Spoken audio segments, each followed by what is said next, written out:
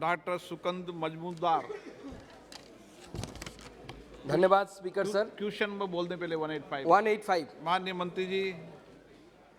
माननीय अध्यक्ष जी, उत्तर सभा पटल पर रख दिया गया। माननीय सदस्य। धन्यवाद स्पीकर सर। क्योंकि संगीता जी आज उपस्थित नहीं है तो मैं इसलिए आपको अनुरोध करता हूं कि उनके कोटे का प्रश्न भी मुझे पूछने का अनुमति प्रदान करें। ऐसे नहीं मिलता।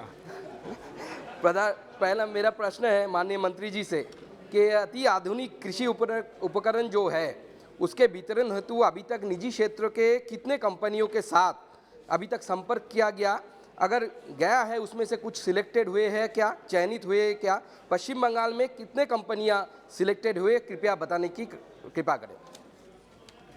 माननीय अध्यक्ष महोदय जी, माननीय सदस्य जी ने बहुत महत्वपूर्ण सवाल पूछा है और जैसा कि मशीनरीज के बारे में पूछा है और प्रधानमंत्री जी माननीय नरेंद्र मोदी जी की जब सरकार बनते ही सबसे पहले किसान को हाईटेक और नई टेक्नोलॉजी की व्यवस्था हो, इस नाते एक योजना प्रारंभ की गई और योजना के अंदर सब मिशन ऑन एग्रीकल्चर मैकेनाइजेशन प्रारंभ किया गया और उस योजना के अंदर हमने जो हमारे आईसीआर या हमारे साइंटिस्टों के द्वारा जो नई मशीनरीज तैयार की गई, टेक्नोलॉजी लाई गई, उसका निर्धारण करके और एक गाइडलाइन बनाकर दी गई राज्यों को और उन मशीनों का उपयोग वो करे जिससे कि किसान की उत्पादन और उत्पादकता बढ़े और इस दृष्टि से उसका किया गया है।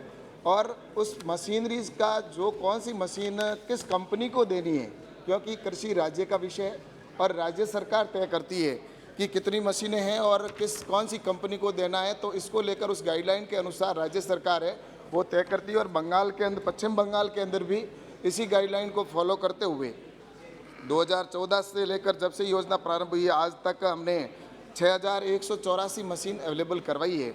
लेकिन और इसके लेकर और जो हमारे कस्टमाइजिंग सेंटर भी वहाँ पर है वो भी 380 कस्टमाइजिंग सेंटर भी है और लेकिन कुल मिलाकर ये है कि वहाँ पर जो इन्होंने स्पेशल सदस्य ने जो पूछा है कि कितनी कंपनीज है, कौन सी जिनको दिया गया है, तो ये राज्य सरकार के पास सूची होती है और उसके अनुसार वहाँ से वो ले सकते हैं।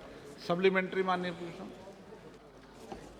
धन्यवाद अध्यक्ष जी। मेरा दूसरा प्रश्न है, कृषि एवं ग्रामीण उद्यम हेतु नाबार्ड से सहायता प्राप्त मिश्रित पूंजी वाले स्टार्टअप फंड से सहायता प्रदान करने के लिए क्या स्थानीय सांसद जो है, एमपी जो है, उनके सहमति का कोई प्रावधान रखा गया है क्या? अगर यदि रखा नहीं गया है तो इसका थोड़ा कारण बताने का कृपा करें, क्योंकि किसानों के विकास वाली सभी योजनाओं में सांसद की सक्रिय भूमिका अवश्य होनी चाहिए।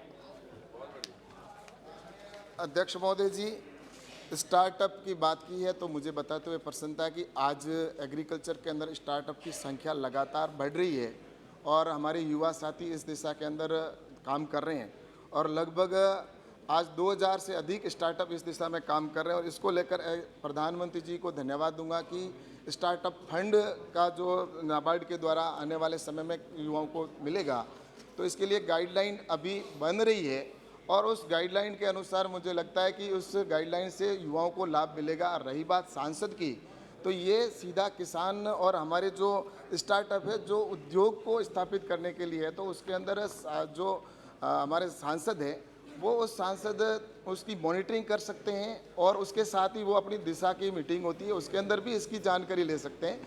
तो मुझे लगता है कि निश्चित रूप से ये जो एग्रीकल्चर को जो स्टूडेंट है या जो युवा साथी है उनके स्टार्टअप के लिए योजना है जिसमें स्टार्टअप को स्पेशल फंड के तौर पर उनको सब्सिडी भी दी जाती है और उनको आगे बढ़ाने के लिए प्रधानमंत्री जी की योजना को इसको गाइडलाइन भी अभी बन रही है।